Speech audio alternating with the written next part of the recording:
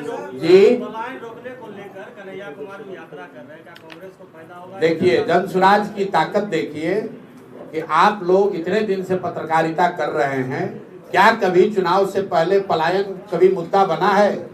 लालू जी जैसे आदमी भी कह रहे हैं कि हम लोग पलायन रोक देंगे। लालू जी के मुंह से किसी ने पलायन शब्द नहीं सुना होगा। ये जन स्वराज की ताकत है। कन्हैया जी यात्रा कर रहे हैं तो बहुत अच्छी बात है। ये जन स्वराज की ताकत है कि कांग्रेसी आज पलायन की बात कर रहे हैं, लेकिन जब कांग्रेसी आए तो आप कन्हैया जी मेरे मित्र भी हैं, बेगूसराय के हैं, उनसे एक सवाल जरूर पूछिएगा पलायन के नजरिए से कि कांग्रेस का अभी एक जुमा 2 साल पहले बना हुआ मुख्यमंत्री है जिसका नाम है रेवंत रेड्डी। तेलंगाना में उस आदमी ने कहा कि बिहारियों का डीएनए जो है वो मजदूरों का है, बिहारी जो है मजदूरी करने के लिए पैदा हुए हैं। तो यहाँ आप पलायन की बात कर रहे हैं और आप ही का मुख्यमंत्री बिहारियों को मजदूरी करने वाला बता रहा है कि ये पैदा ही हुए हैं मजदूर बनने के लिए। उस पर कन्हैया कुमार का और उससे भी ज्यादा राहुल गांधी का क्या स्टांस है, ये पूछने की जरूरत है। ये नहीं चलेगा कि बिहार के बाहर बिहारियों को बिहारी कह के गाली दोगे तो फिर बिहार में वोट मांगने काहे आए हो भाई? तेलंगाना से ही दिल्ली पर राज करके दिखा दो। जब बिहार के लोग मजदूरी करने के लिए पैदा हुए हैं और तेलंगाना के लोग हम लोग पर राज करने के लिए पैदा हुए हैं, तो कांग्रेसियों को बिहार में वोट मांगने की जरूरत क्या है? इसका भी सवाल आप लोग कीजिए, उस जवाब मांगिए उन लोगों से। देखिए, डोमिसाइल के लिए सबसे पहले आमरण अनशन पर यही प्रशांत किशोर बैठे थे। वो जाकर 5 मुद्दा देख लीजिए।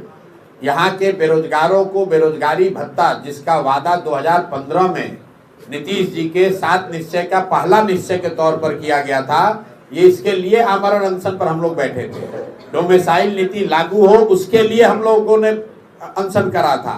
बीपीएससी अभ्यर्थियों का मामला पेपर लीक का जो था उसके लिए आमरण अनशन पर बैठे थे। आपने कहा कि डोमिसाइल नीति पर कोई कांग्रेस या तेजस्वी जी कुछ बोल रहे हैं। जरा आप लोग पत्रकार हैं, बताइए कि जो शिक्षकों की नियुक्ति हुई जिस पर सरकार और ये नेता अपना पीठ थपथपा रहे हैं, उस समय उप मुख्यमंत्री कौन था? उस समय उप मुख्यमंत्री यही तेजस्वी यादव थे, वही कांग्रेस वाले सरकार में थे। तो डोमिसाइल नीति उस समय क्यों नहीं सुधारा? जो 60,000 से ज्यादा यूपी, मध्य प्रदेश और दूसरे राज्यों के लोगों को शिक्षकों के तौर पर बहाली का अवसर मिला, जो बहाल किए गए, उस समय सरकार में कौन था? अभी साल भर पहले यही तेजस्वी यादव और कांग्रेसी उसमें बैठे हुए थे, तब उनको डोमिसाइल नहीं दिख रहा था। हम लोग पहले व्यक्ति हैं, पहला दल है जो कह रहा है कि 75% यहाँ की सरकारी नौकरी जो है वो बिहार के बच्चों के लिए आरक्षित होनी चाहिए। ये नहीं होना चाहिए कि यहाँ पर यूपी और मध्य प्रदेश के लोग आकर शिक्षक बनेंगे और बिहार के बच्चे जाकर महाराष्ट्र में, हरियाणा में मजदूर बनेंगे। ये ऐसा इसलिए हो रहा, आप समझिए। नीतीश कुमार को पिछले 10 वर्ष से प्रधानमंत्री बनने का भूत सवार है। तो ये आदमी ये समझता है कि दूसरे राज्यों के लोगों को अगर हम बिहार में नौकरी देंगे तो उन राज्यों में हमारी छवि चमकेगी। अपना छवि बनाने के लिए बिहार के बच्चों के नौकरी की इस आदमी ने कुर्बानी कर दी। और भाजपाई और ये तेजस्वी यादव जब नीतीश के साथ रहे, कभी भी इन्होंने डोमिसाइल का विरोध नहीं किया है। इसलिए सिरे से इस बार जनता इन दोनों को खारिज करेगी, खासकर युवा साथी। हम लोग कह रहे हैं 75% डोमिसाइल नीति चेंज करके 75% जॉब सिर्फ बिहार के बच्चों के लिए रिजर्व किया जा रहा है। मोतिहारी ने कहा कि 2025 में कोई माई का लाल नहीं है जो तेजस्वी को सरकार बनाने से रोक रहे।